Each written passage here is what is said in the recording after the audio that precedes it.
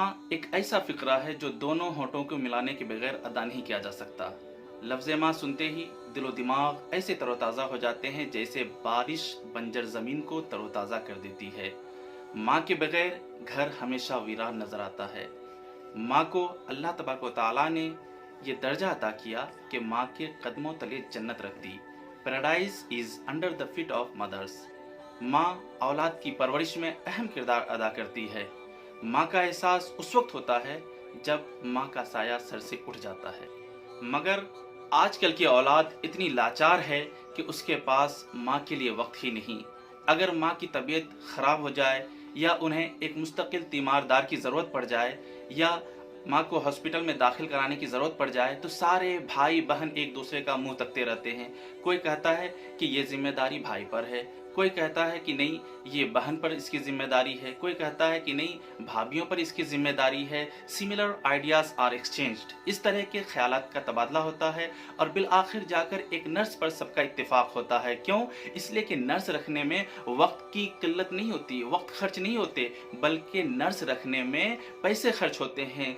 Think about it. ज़रा सोचिए, जिस माँ ने अपनी ज़िंदगी का, अपने वक्त का लम्हा लम्हा औलाद की खातिर खर्च किया हो, आज वही औलाद अपनी माँ को वक्त देने से कतराता है। अपनी माँ के लिए उसके पास वक्त नहीं है।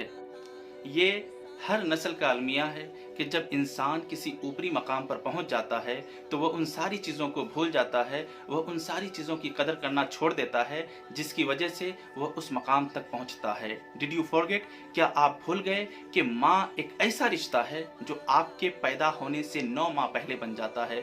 माँ बस वही खाती है जो आपको नुकसान न पहुँचाए। माँ एक दर्द से गुजरती है, एक अजाब से गुजरती है। वह बड़े से बड़े दर्द में भी अजाब भुगत लेती है, मगर दर्द मारने की दवा नहीं खाती कि कहीं वो दवाई आपको मार न दे।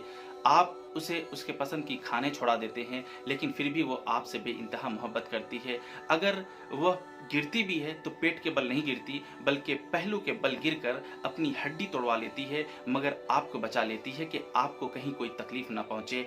वो अपने मनपसंद के खाने खाना छोड़ देती है। वह 9 महीने इस दर्द से गुजरती है कि आप उसका अंदाज़ा नहीं लगा सकते। लेकिन फिर भी जब आप पैदा होते हैं, जब वो जनती है, माँ जब जनती है तो एक दर्द से गुजरती है, एक अजाब से गुजरती है। लेकिन फिर भी जैसे ही उसे होश आता है तो सबसे पहले आपकी खैरियत का होता है।